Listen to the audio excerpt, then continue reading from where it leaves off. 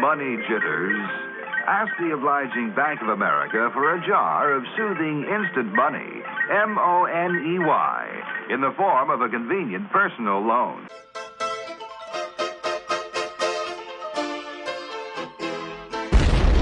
Financial markets Global are way stock down. markets plunged. If you're in the financial services industry, there's no question it's Armageddon. Anxious investors in Shanghai watch the world red is in the tide grip sweep of an away their unprecedented financial crisis. In 2008, the world changed.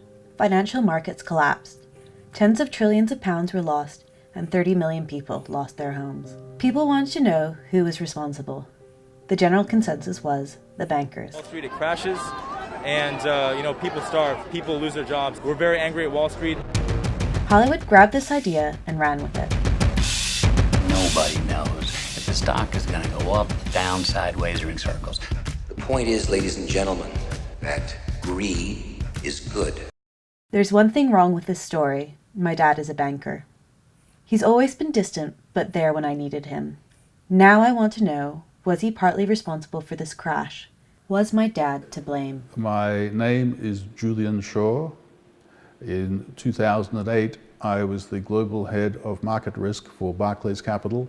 What do you think caused the financial crash? Your question assumes that every crash has a cause, and there must be villains who have caused it. Why would you say this crash was so much bigger? It wasn't. I actually printed out a chart. And here we've got the United States S&P 500, the index of the 500 largest US stocks. And here you are. Okay, so you got the crash and depression. It went down 68%. In the late 60s, down to the trough in 1980, is a decline of a staggering 64%. The law of gravity hit Wall Street today and financial markets around the world for that matter, as stock prices plunged even more than they did on Black Tuesday of 1929. And then there's a crash of 53%, which is the one that you're talking about. So for people to say, why was it so much bigger than before, it shows they don't know the history of financial markets. Crashes may not be abnormal, but this crash did have a cause. In the good old days, when you wanted to buy a house, you went to your local lender who gave you a loan. You've been down to our hometown bank again. What'd you do today? Pitch horseshoes with the vice president in charge of loans? Now when you go to get a loan, you go to a lender, who then sells that loan to an investment bank, who then package that loan up with other loans such as credit card debt, student loans, and car loans, and sell that on to their investors, who live all over the world. When people start defaulting on their home payments, it's not just your local lender on the hook. It was investors everywhere. So why did banks start doing this? What is the risk of lending to somebody who's relatively poor and might have a poor credit history and hasn't had a long job history? What's the risk? Well, if the underlying housing can't go down, then there isn't much risk. And so here's another chart. And this is the US housing price index since 1900. And you can see, if you chop this bit off at the end, which is when the crisis happened, hey, it never went down. So people assumed that the risk was relatively low because the underlying collateral, i.e. the housing, never goes down. In other words, people wouldn't risk losing their homes, so it was a small risk to finance these loans. This allowed the poor to buy homes for the first time in history. We were through paying money to landlords, and we were going to build our own home. Got ourselves a Federal Housing Administration loan, and we were on our way. Now people want to get rid of this system, but will this take away the only chance for the poor to buy their own homes? Silly rabbit, tricks are for kids. How useful was the system if the poor again ended up with nothing? Shanty towns of unemployed men were now called Hoovervilles. The vast majority are people who've just been hurt by the economy. They were living day to day, paycheck to paycheck, and unfortunately that ran out. Did the banks know housing prices wouldn't go up forever? What you have to understand is that much of the net worth of senior people in any investment bank is bound up in the stock of the investment bank itself.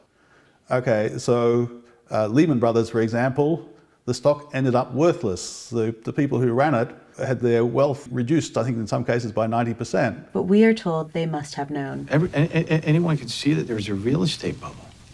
Actually, no one can see a bubble. That's what makes it a bubble. That's dumb, Lawrence. It's always markers. Wouldn't you think if these people were so smart and they knew a crash was going to take place, why, oh why, wouldn't they first of all hedge against it, and secondly, put on something extra so that in fact they would profit from it?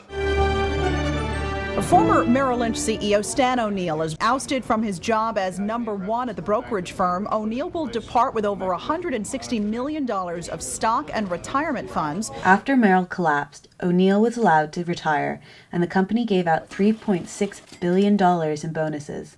Is this fair? Well, depending on who they gave the bonuses to. The financial crash made a lot of work for people like me. Are you saying we shouldn't be paid for it? Well, a lot of people would say that. Okay. My institution ended up fine. Why shouldn't I get a bonus? No, I agree with that, but Merrill's did not end up well, fine. They got bonuses. Well, you'd have to look. The people who got bonuses, I think, would be the people that were left behind to clean up the mess. In a world where a third of all children in London live below the poverty line, how do we protect the most vulnerable? You should consider a socialist system in which you don't have private ownership and you don't have trading of assets, but you have to do it carefully. South Korea has financial crises, North Korea does not. If you're a normal person, which country would you like to live in? It's a bargain. You live with the instability, you live with people not knowing how much they need to save for their retirement, you live with people not knowing whether they should jump into the housing market now. So every person, no matter how unqualified they are, in financial terms, is forced to make financial bets on markets. Back to my original question. No, my dad was not to blame. But we need to change. We have to find a way to look after everyone, especially during crashes. It's not good enough to say, that's the way the system works.